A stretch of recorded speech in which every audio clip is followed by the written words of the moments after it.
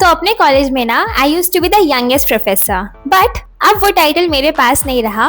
But today we have someone who is even more cooler, more younger, a true Gen Z professor. So let's find out how is it like to be a Gen Z in the professor's chair. तो लोग आपको student ही consider करते हैं. तो sir 10 minute wait कर लो, मेरी girlfriend आ रही है. 2-3 घंटे लेके कर रहे हैं वही सेम काम हम शायद 10-15 मिनट में कर पा रहे हैं. So hi everyone, welcome back to my channel. Today we have with us one of a very good friend of mine named Prabhav, who is also a Gen Z professor. So we are going to interview him and we'll see how is it to be like a Gen Z professor. My name is Prabhav Sharma and I'm the youngest professor in my college, I think, and I have a industry experience of almost 1 year. Okay, though, so then let's begin. Yes, definitely. Okay, so first question first. Why did you start teaching? Like, how did you come into this teaching line? Because as you said, you were like in corporate sector, right? You were working in industry. Then, फिर आपने teaching में क्यों switch किया? Okay, so after 1 year of my corporate job, I realized that this is not the only profession that a human is built for. So since as of now I don't have any obligations or any financial responsibility with me, so I am exploring different career opportunities, different options that we have in India, like teaching, content making, Instagram, technical skills we have, freelancing as well. So yes, for knowing my worth, I am exploring my opportunities for the next 2 to 3 years. Then we'll decide where I would be going to settle. So that's it. I completely get it. In fact, I am also in the same line that let's explore different career paths. वैसे मुझे teaching में रहना है, but I'll explore different teaching careers कि और क्या क्या कर सकते हैं हम teaching में. Okay, so the next question for you is, since you are a Gen Z professor, that means आपके students आपके ही age के हैं, right? Correct. So how does it feel like in front of students? क्या awkward लगता है, funny लगता है, कैसा लगता है आपको? Okay, so this has always been a funny moment for me because student bench के पीछे बैठ के या classroom में पीछे बैठ के क्या कर रहा है मुझे सब पता होता है.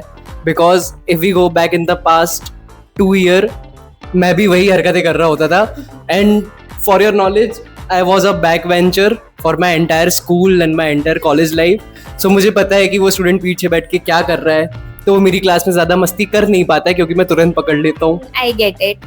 यही है कि you don't always get to be called a sir. लोग आपको भैया बोल देते हैं.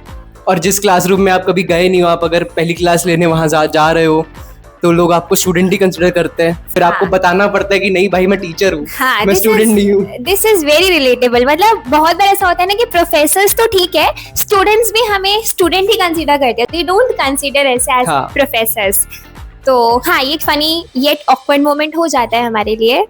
Okay, so what do your older colleagues think about you and about your teaching style? Because जिस तरीके से वो पढ़ाते थे that is far different from जिस तरीके से आप पढ़ाते हैं या मैं पढ़ाती हूँ, या फिर जिस तरीके से आजकल के Gen Z professors पढ़ाते हैं, right? Because हमारा teaching style काफ़ी different होता है as compared to उनका teaching style. Do they judge you or do you like get to hear criticism from them? Okay, so what my older teacher or my older colleagues think of me is more of a judgy nature.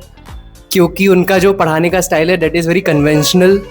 और जो मेरे जैसे young professor हैं they are going out of conventions, out of their ways to teach. और जो उनका rapport होता है अपने स्टूडेंट्स के साथ दैट इज़ वेरी डिफरेंट. जो कि बड़े प्रोफेसर्स या फिर जो एक्सपीरियंस होल्डर प्रोफेसर्स होते हैं उनका जो रैपोर है उनके स्टूडेंट्स के साथ.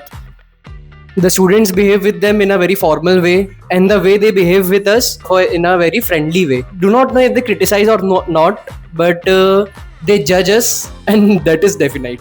Okay, but don't you think जब स्टूडेंट्स आपके साथ ज़्यादा इनफॉर्मल हो जाते हैं या फ्रेंडली हो जाते हैं तो आपको उस फ्रेंडली जोन से वापस एक फॉर्मल जोन में जाने में प्रॉब्लम होती है? So हो सकता है ये और बाकी जेनजी टीचर्स के साथ ये दिक्कत हो, बट मेरे साथ नहीं है क्योंकि I can switch very quick from a भैया टू अ सर. तो मैं उन्हें फिर डांट देता हूँ या फिर उन्हें बोल देता हूँ कि भैया मजाक का टाइम खत्म हो चुका है, लेट्स बिगिन, पढ़ना स्टार्ट करते हैं, या जो हमने पढ़ाई रोकी थी वो बस रिज्यूम करते हैं. सो जो मेरे ओल्डर कलीग्स है या ओल्डर टीचर है उनका way of working is also very different. जैसे कि मैं डेटा साइंस का टीचर हूँ, मैंने एज अ डेटा साइंटिस्ट काम भी करा है. जितने भी यंग प्रोफेसर्स हैं आजकल सब AI का यूज़ करना सब जानते हैं. सो अगर कोई फॉर एग्जांपल से हमें एग्ज़ाम पेपर बनाना है या रिवीजन नोट्स बनाना है हम वो 5-10 मिनट में बना सकते हैं AI के हेल्प से। Yes, definitely. बट जिन्हें AI यूज करना नहीं आता है या फिर जो इतने टेक्निकली फॉन्ड नहीं है AI के साथ या फिर न्यू एज टेक के साथ, तो उन्हें वो काम करने में 2-3 घंटा लग जाएगा।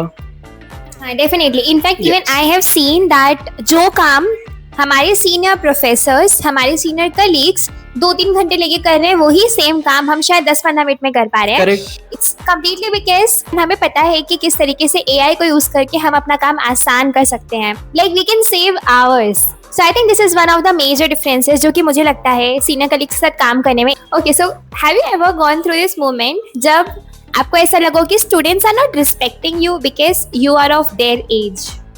एज ऑफ नाउ अभी तक तो मेरे साथ कुछ ऐसा मोमेंट हुआ नहीं है, बट हाँ ऐसा हुआ है कि they have become friendlier with me, जितना उन्हें नहीं होना चाहिए एक टीचर के साथ। सो एक इंसिडेंट मुझे याद है, मैं मेरी क्लास लेने गया था, लैब में वो क्लास थी, तो when I was about to begin to teach, एक स्टूडेंट मेरे से आके बोलता है सर 10 मिनट वेट कर लो, मेरी गर्लफ्रेंड आ रही है। So this is not very formal way of asking your teacher कि सर 5 मिनट वेट कर लेते, कोई रुक गया है। So this I have seen that for a young professor this is very common कि उनके जो स्टूडेंट्स हैं वो उनके साथ कुछ ज़्यादा ही फ्रेंडली हो जाते हैं, कुछ ज़्यादा खुल जाते हैं जितना उन्हें नहीं खुलना चाहिए। This is one difficulty that we face every day and moreover वो आपकी डांट को उतना सीरियस नहीं लेते हैं कि अरे सर है, कूल है, छोड़ देंगे, क्या करेंगे ज़्यादा से ज़्यादा, तो आपकी धमकियों का उतना असर भी नहीं होता है। ट्रू। तो So how do you deal with this thing कि अगर आपने सपोज डाटा एंड स्टूडेंट्स आपको फिर भी लाइटली ले रहे हैं थिंकिंग दैट यार ये सर तो कूल है एंड इतना कोई दिक्कत नहीं है? मैं ट्राई करता हूँ कि मैं किसी को ना डांटूं, मैं अपनी क्लास को इस तरह से एंगेजिंग रखता हूँ, इस तरह से इंटरेक्टिव बनाने की कोशिश करता हूँ कि लोगों का, जो मेरे स्टूडेंट्स हैं उनका पूरा ध्यान क्लास में रहे। ओके, तो मुझे बिल्कुल पसंद नहीं है कि कोई स्टूडेंट पीछे बैठ के मेरी क्लास में इंस्टाग्राम, यूट्यूब या मोबाइल चला रहा है या चैटिंग कर रहा है। सो मैं इस चीज़ के लिए हमेशा मना करता हूँ। तो इसमें कभी कभी होता है कि कोई स्टूडेंट बदतमीजी करने लगता है कि सर आप जो पढ़ा रहे हो हमने पढ़ा हुआ है, या फिर मेरे को नहीं पढ़ना, तो मैं उसे साफ बोल देता हूँ भाई you can get out of my class, आप जाके HOD सर से बात करो कि हम पीछे बैठ के मोबाइल चला रहे हैं लेकिन सर हमें चलाने नहीं दे रहे हैं। सेकेंड थिंग इज़, मेरे को पर्सनली बिल्कुल ये पसंद नहीं है कि कोई मेरी क्लास में लेट आए, क्योंकि मैं 10 मिनट का बफर दे के चलता हूँ स्टूडेंट्स को कि 10 मिनट के बाद हम पढ़ाना या पढ़ना चालू करेंगे। तो उसके बाद भी अगर कोई लेट आ रहा है सो मैं उसको डांट देता हूँ वहीं पे कि लेट नहीं आना है। Okay, so moving forward, what was that funniest moment you have had in your class? Okay, so ऐसे एक नहीं, मैं आपको 2 इंसिडेंट बता सकता हूँ। Definitely. So that was very funny for me. And ये इंसिडेंट कब हुए थे, जब टीचर बनने के बाद मैं पहली बार इन्विजिलेटर बना था सेमेस्टर एग्जाम में। सो एंड सेम था, आई डोंट रिमेम्बर 4th या 5th सेमेस्टर का होगा शायद। तो उसमें चीटिंग कहीं भी अलाउड नहीं होती है। तो बच्चे पेपर कर रहे थे, मैं इन्विजिलेट कर रहा था, मैं बैठा हुआ था। तो किसी स्टूडेंट ने शायद मोबाइल पे गूगल पे क्वेश्चन पूछा होगा, तो उसका जो गूगल वॉइस था वो एकदम से बोल पड़ा भरी क्लास में एंड I get it. उसका पकड़ा गया कि वो मोबाइल से चीटिंग कर रहा है क्योंकि उसका गूगल बोल गया। सेकेंड इंसिडेंट वॉज, एक लैब में प्रैक्टिकल चल रहा था, तो प्रैक्टिकल बच्चे लिख रहे थे बैठ के, तो उसमें भी मोबाइल अलाउड नहीं रहता है। तो एकदम से लाइट चली गई लैब की, तो एक बच्चा जो मोबाइल लेके लिख रहा था उसका मोबाइल एकदम से फ्लैश हो गया अंधेरे में। उसके बाद मैंने मोबाइल पकड़ा तो बच्चा बोल रहा है कि सर गलती से मोबाइल गिर गया था हाथ से। तो मैंने उसे बोला गलती से मोबाइल गिर गया और प्रैक्टिकल खुल गया जो आप लिख रहे हो वही वाला। ऐसा हुआ है मेरे साथ। Okay, so yeah, I think ये आपके लिए फनी है बट स्टूडेंट्स के लिए कितना एम्बैरेसिंग हुआ। एम्बैरेसिंग था, हाँ। इनफैक्ट ये क्वेश्चन मुझे भी बहुत बार मेरे कमेंट्स में पूछा जाता है कि do you think teaching as a long term career option या फिर you are planning to switch? So इस क्वेश्चन में मैं 3 कॉन्स्टेंट्स लेके चलूंगा। फर्स्ट, मैम खुद हैं, जैसा कि मैम ने बताया कि उन्हें टीचर ही बनना है, भले ही वो कोई भी फील्ड में टीचर बने।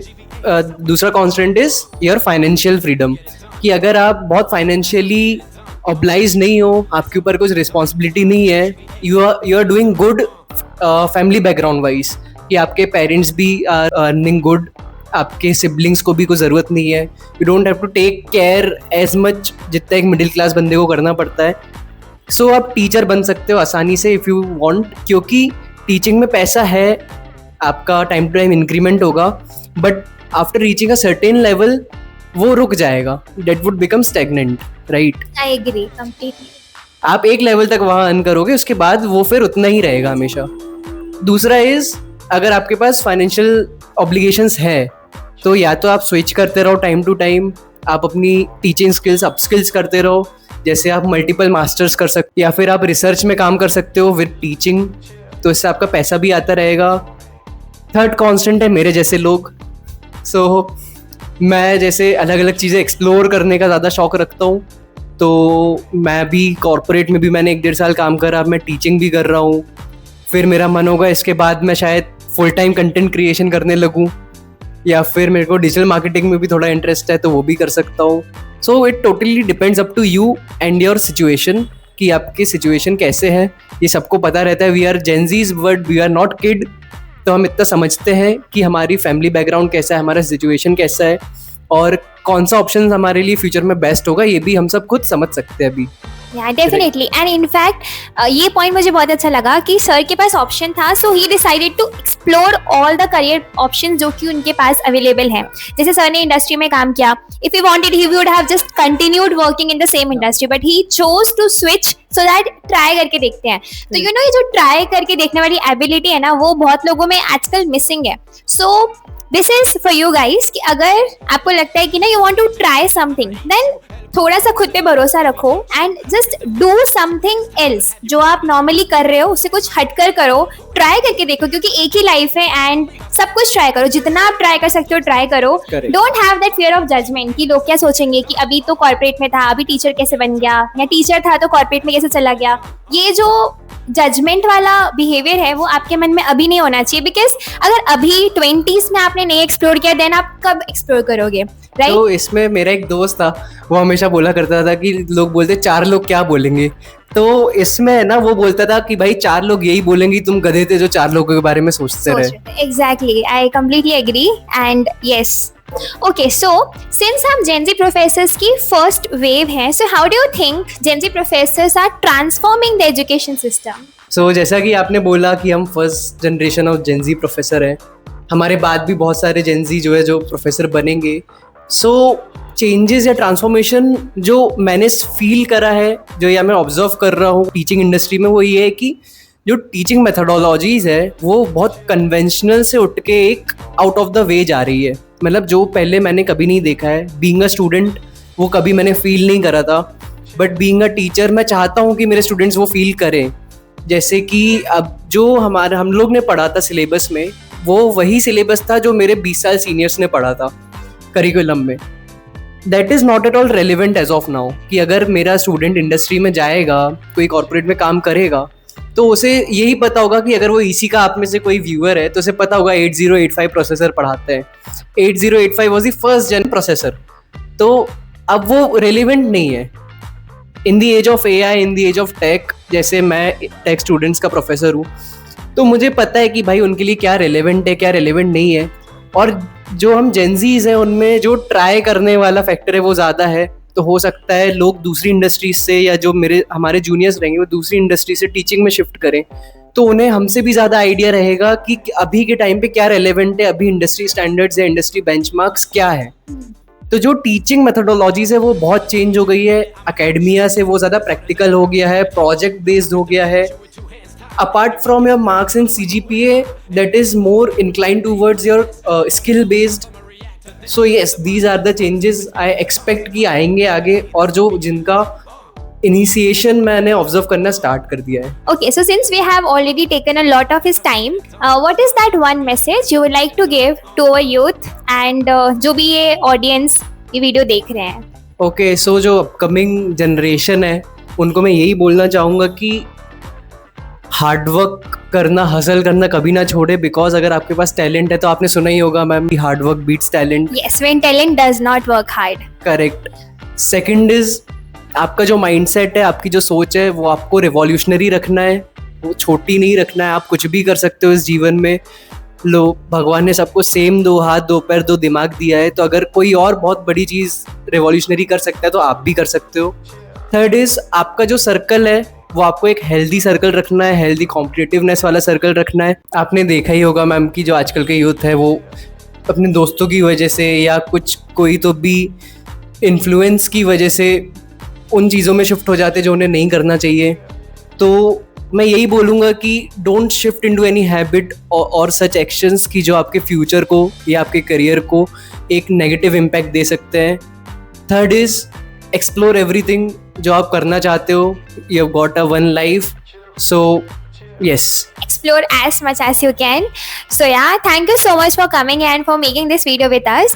So yeah, that's it for today's video. I'll see you in the next video very very soon. So if you're also a Gen Z professor, comments में आप अपना experience जरूर बताइएगा. So yes, this video was for all the future aspirants जो कि professor बनना चाहते हैं. And if you have more questions or queries, you can write down in the comments below. So yeah, keep hustling, keep studying. Take care. Bye. Bye bye.